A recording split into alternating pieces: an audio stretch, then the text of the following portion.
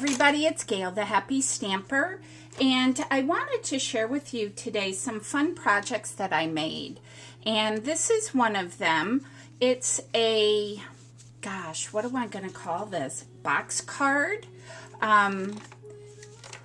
It looks like this. This is using our Botanical Blooms paper set. It's beautiful. I love it. But how fun is that? It actually is a box. Can you see? I hope so. It's about 1.5 inches deep. And you could put treats in it. A gift card would be really cute. It can even go through the mail because it flattens up nice and thin. So if you were mailing a gift card, this would be really cute for them to open it, kind of like a gift. And this one, again, I mentioned I used our Botanical Blooms. I also used, this is this stamp set, which is wonderful. And the paper, I'm not sure if a lot of people know, but you can stamp on it. So what I did here for these little Hello Honey flowers is I stamped the little center on it, which is this guy. I hope you can see that. Anyways, it's meant to be stamped on.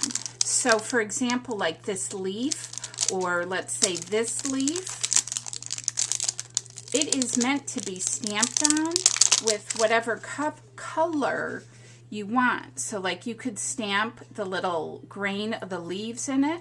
See how these fit on there? That's what it's meant to do. So you can use it just plain and it's beautiful. I added the little black centers because I wanted it to, you know, coordinate with the black in the sentiment. But by all means, that is meant to be stamped on, and I wasn't quite sure if people knew that. So this is the Botanical Blooms, and that's what I used on this box card. And then I also used Petite Pears for my saying, and it just says, sending many thanks. And this is really great because it covers everything from sympathy to birthdays to babies. This is really a versatile stamp set. I use it all the time. So that's my fun card, and I'm going to show you how to make it. But this is what is known as a box card because it actually is a box. All right, so what you're going to need is a 8.5 by 10 piece of cardstock. So I am just going to cut this down. This is an 8.5 by 11. So what makes it nice is this could also be a belly band if you wanted to wrap a belly band to close it. That would be really cute as well. I thought about doing that on another one. Okay, so we've got our 8.5 by 10. And then we're going to take our scoreboard. And I know I'm using a Martha Stewart one. I have the Stampin' Up one on my wish list. So, but, you know, I have like another one too. So how many of these do you really need? Okay, so we're going to score this at 2. Again, 2. I like to go over mine twice, just to make sure I get a nice line here. And I'm going to go over it one more time. Okay, because it's kind of hard to tell. 3.5.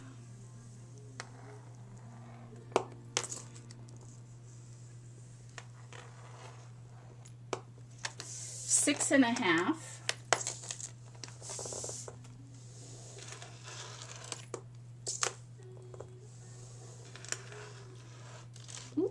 1 off my thing there a little bit. And lastly, 8.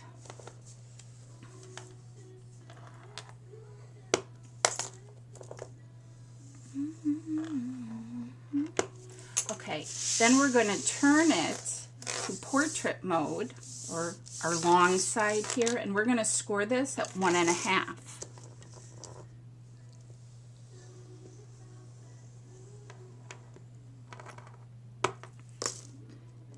Again, this is going to be 1.5 on our long side, or it's known also as portrait mode. We're going to turn it and do the same thing on this side, this long side, or again in portrait at 1.5. Just go over this one more time. And I know that the lines are not probably going to really show up, but they're there, I promise. Okay, then I'm going to take my paper snips and we're going to cut some corners here. So I've got it in, this is going to be our 10-inch side.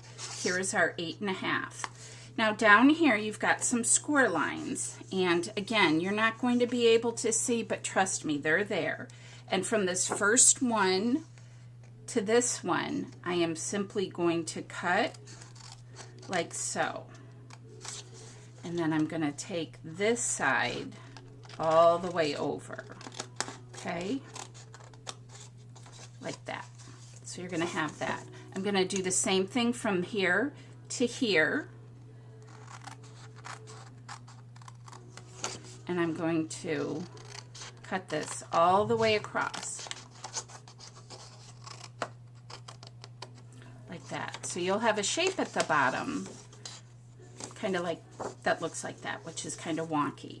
Okay, and you'll be able to see the lines when you try this yourself at home, but you're just going to cut that up and come straight across. Same thing here, you're going to go from this score line to that.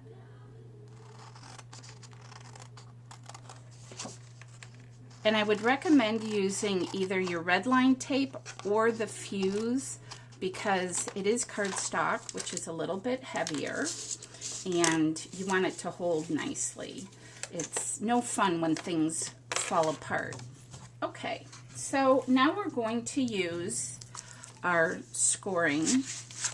And again, you can't see the lines, I'm certain, but I'm going to score. This is the base of our box, and this now is the front of our box.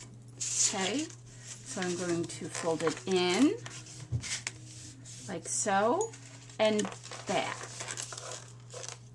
like so. So you should have something that looks like that, which is kind of funny, but when it opens, it's going to be like that. So now what you're going to do is fold up your pieces like so. And then again, there's score lines here, but you're going to want to bring your angle down and right along here. Match up your score lines, okay? So again, you're going to want to bring this down. It's going to kind of join into a point. And you're going to score that. So you'll have something that looks like that at that end. And then you're going to do the same thing here. Just look for your score line. Score it, varnish it real well, whatever you want to call it. And you're going to do the same thing here. All right, so you'll have something that looks like that. Then what we're going to do, I like to bend my corners here just so I know exactly where to put my tape or my fast fuse, because the first time I did it, I got my fast fuse in kind of the wrong place. So just fold up again. You will see your lines as you're doing this at home. And we're going to do our fast fuse here. Let me get mine going here a bit. Okay? So you're going to fast fuse just this little corner piece right here, just to there. You're going to fold up the side of your box card, and you're going to attach it to the outside portion.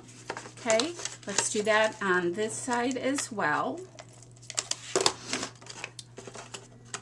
And you'll see, you just line up your score line on the side here. And you're going to have your score lines for that center piece right here. So let's do this on all four of these little corners. This stuff, as much as I love it, sometimes it can be a little unpredictable. Okay, so you're just going to line that up like that and attach it to the outside. Let's do our last corner here. I hope you guys are able to see this. Okay, just like so. And just give it a little push. It'll look like that. Give it a little push. Fold your pieces out and you just bring it down like so. You can use your bone folder to kind of smooth it out. So that's the front of your box card, and then when you open it, ta-da, you have actually a gift box. Isn't that cute? Super fun. And then you can just kind of cut out your panels if you want to use some decorated designer series paper, things of that nature, like I did on this one. And then here is another one that I did. This one I used Party Wishes, and I used A Party Without Cake is Just a Meeting. I love that. That's so cute. And the paper pack for It's My Party is Darling. And that's what I did for this one. So I just simply used the paper, the designer series paper, and it went together super quick. I just stamped out my sentiment, added a few sequins that were left over from Valentine's Day, and I believe Christmas, added some rhinestones, put our beautiful satin ribbon on it, and there you have another box. So that's how you do that. I hope it answers any questions you might have. If you do have any, just you know, leave me a comment down below. I'll be happy to get back to you. And then I will have all the information on my blog. I'll have a link down below so you can visit that as well. But I think these are super fun, super fun. So I hope you give it a try. All right, guys, thanks for visiting with the Happy Stamper, and have a great day.